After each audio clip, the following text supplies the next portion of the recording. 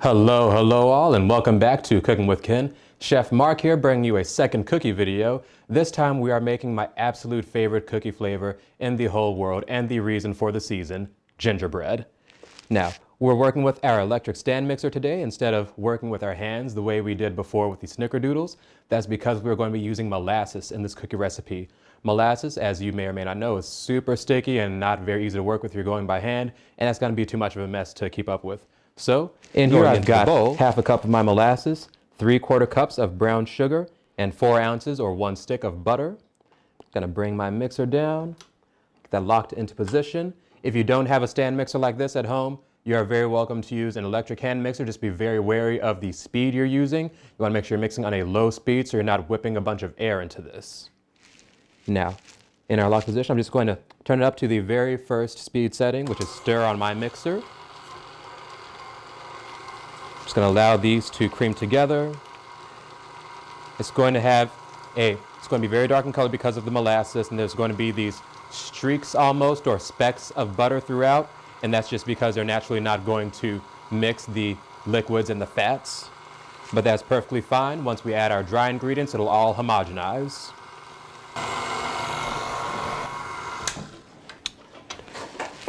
Always scrape down the sides of your bowl to make sure everything's getting mixed in well.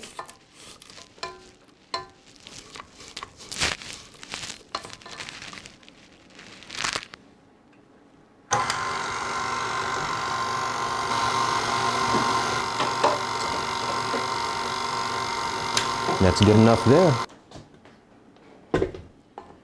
Yeah.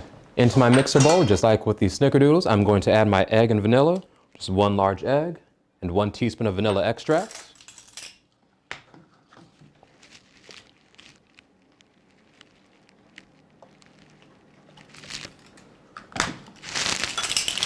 And mixing again just until everything comes together.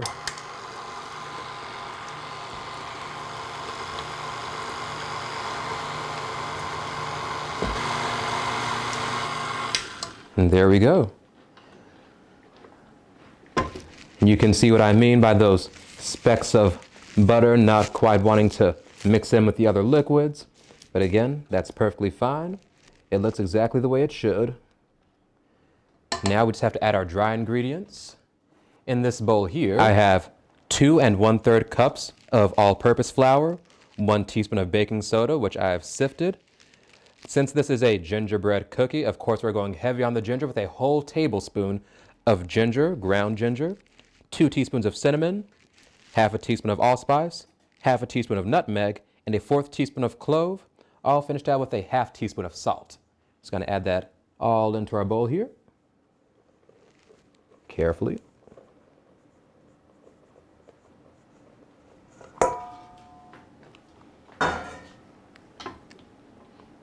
And now our dough shall come together.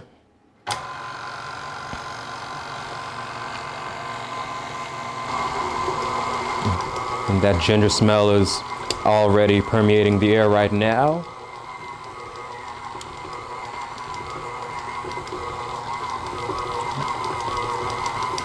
I'm going to shut the mixer off right there. Got a very nice crumbly dough. I'm going to remove my mixer and get the very bottom scraped thoroughly with my spatula just to make sure all of my ingredients are homogenized into the dough. Major shout out to Jess, former owner of Flour de Lis, for always getting on to me for scraping. There's always that little bit at the bottom of the bowl that you're not accounting for that is not mixed in, and you get wonky cookies with that. We want all of our cookies to be beautiful and uniform.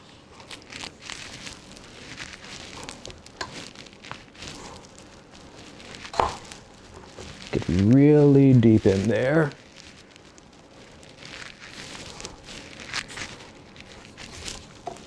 Scrape the walls, scrape the bottom, make sure everything is mixed in that can be. All right.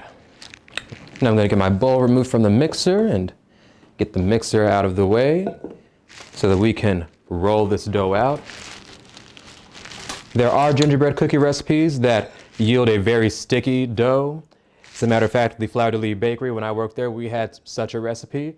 I loved it. Of course, I can't give Jess the secrets away here, but I wanted to modify a recipe so that it was something more malleable and workable by hand, because ours was so sticky to the point that even cookie scoops had difficulty just scooping them and getting them out of the device.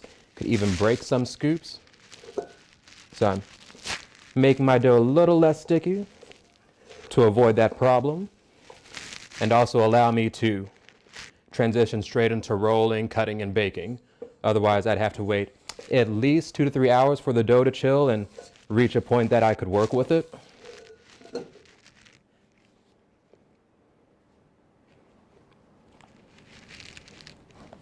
Let's get our surface floured well too.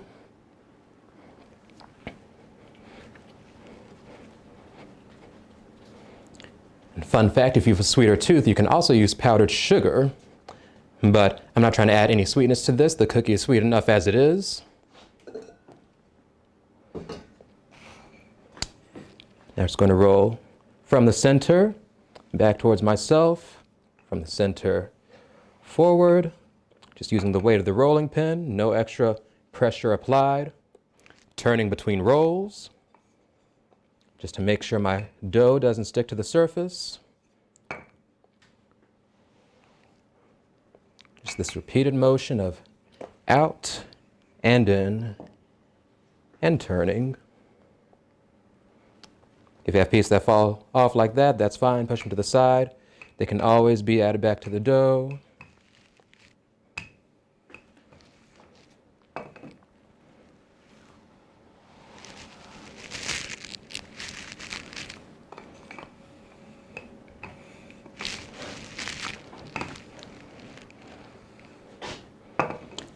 I'm going to check on the thickness, and this is about where I want it, about 1/4 of an inch thick.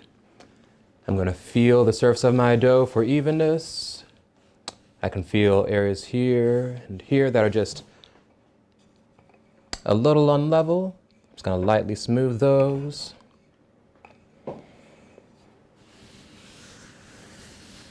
There we go. And now we get our cookie cutters. Standard gingerbread men, and we've also got these cute little ninja bread men that are going to be kung fu fighting across our plates. Just gonna cut out as many as you like, as many as the dough makes. I'll do 3 regulars and work some ninja bread in there.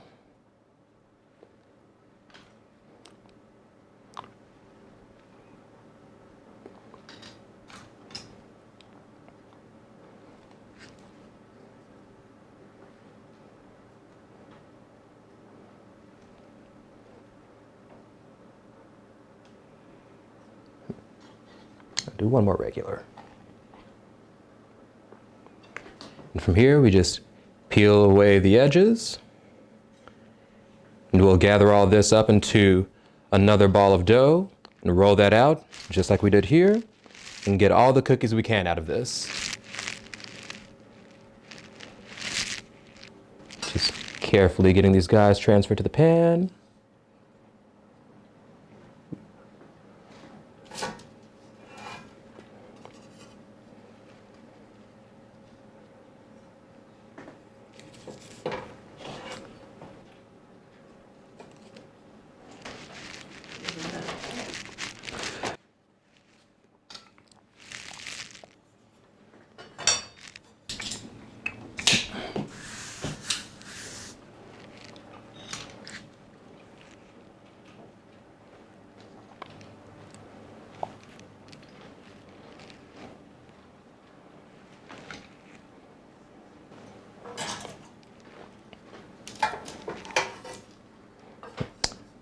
So gingerbread's my favorite holiday treat and just favorite cookie, period.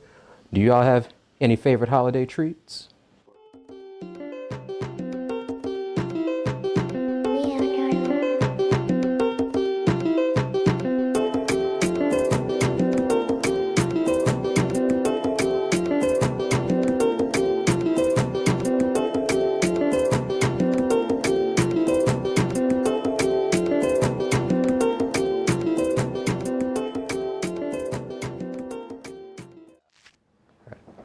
So I've got a few cookies with some extra dough in their grooves.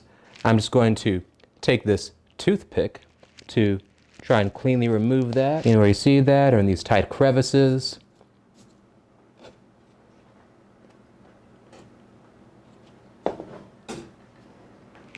There we go. All right, got my pans full, oven preheated at 350 degrees, and now it's time for our cookies to go into the oven.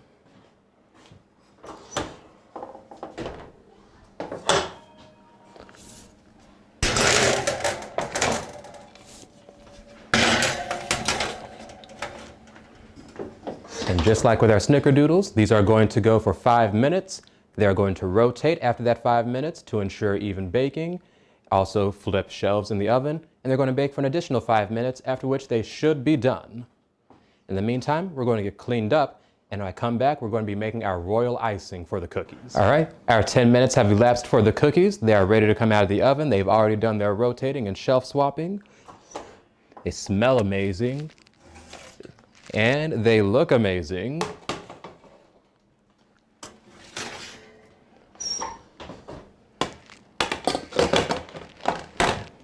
All that remains to happen with these is for them to cool, and once they have finished cool, we can apply our icing to them, which we are going to go ahead and get busy making. All right, here we are about to make our royal icing. Now, oftentimes you'll find royal icing recipes using meringue powder. I decided to nix that today so we don't have to go out and buy specialty ingredients. We're just using egg whites, sugar, vanilla, and a little lemon juice. So I've got 3 egg whites in the bowl of my mixer here. I'm going to juice out 1 teaspoon of lemon juice. And what this is going to do is neutralize any harmful bacteria in the egg whites, make this completely safe for us to have. Just going to whisk that for a little bit.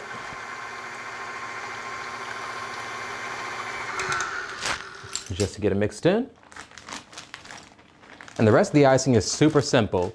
We're going to add about a pound of powdered sugar to this. I'm going to get this bag open and just slowly, steadily add and watch the consistency of my icing as it develops.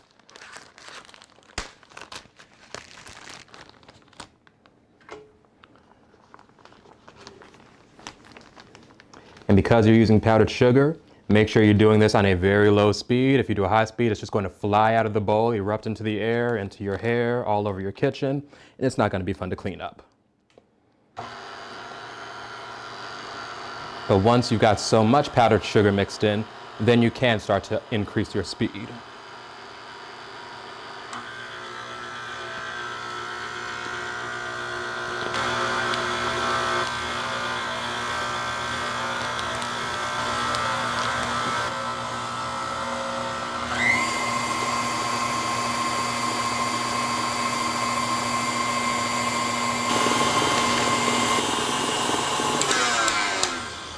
I'm gonna get a spatula to scrape these walls down.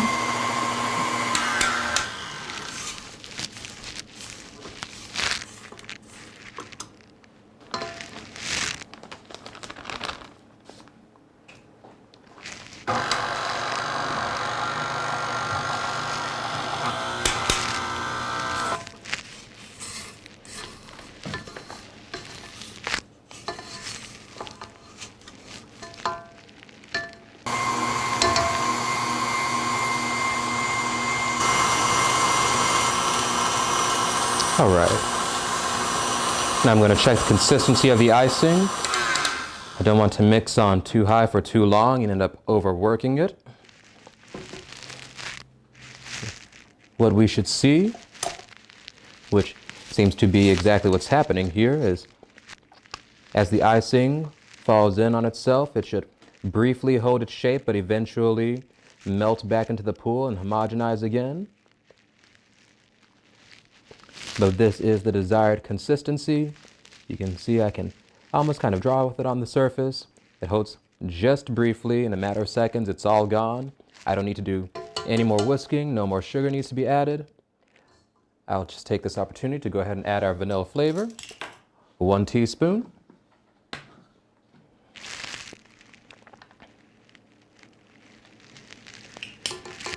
And this is going to slightly tinge the color of the icing. So if you're wanting to keep this as white as possible, you could use a clear imitation extract, or you could use almond extract as an alternative.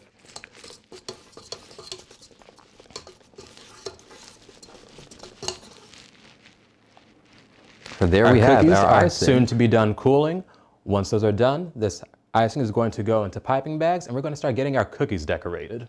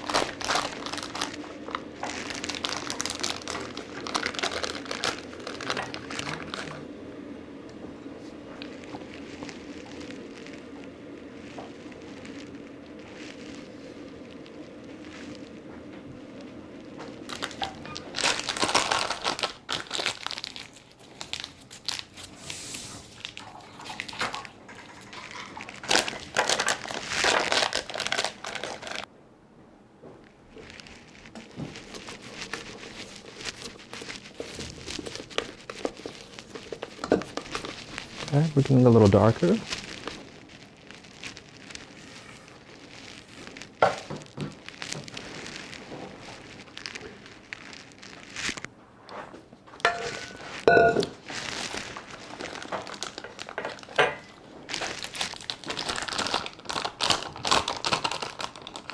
Woo-woo. All right, just cutting very small holes into the tips of my piping bag.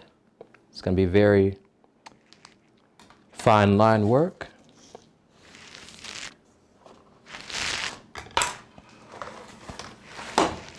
Starting with my ordinary gingerbread men, it's going to frost a border around the perimeter of the cookie, and then I'm going to fill it.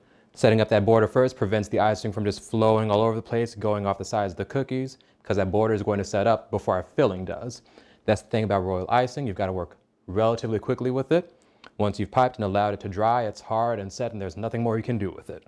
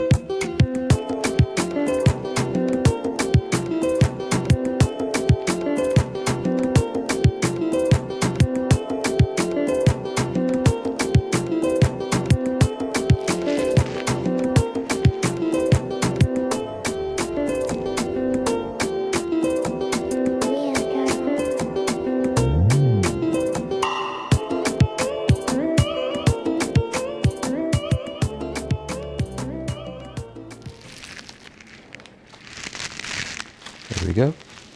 Like I said before, it's going to give those a little bit of time to dry. It's not going to take long, like 5 minutes or less. And then I'm going to go over this and fill them.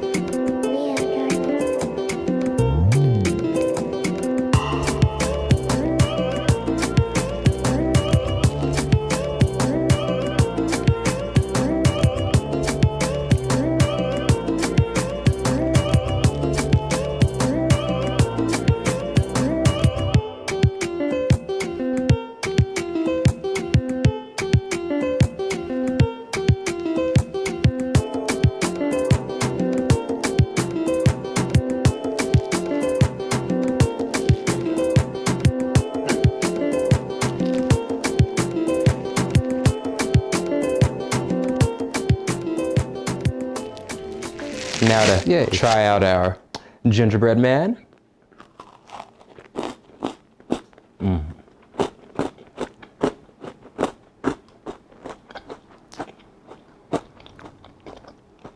I said this once at the beginning of the video already. I really love gingerbread cookies.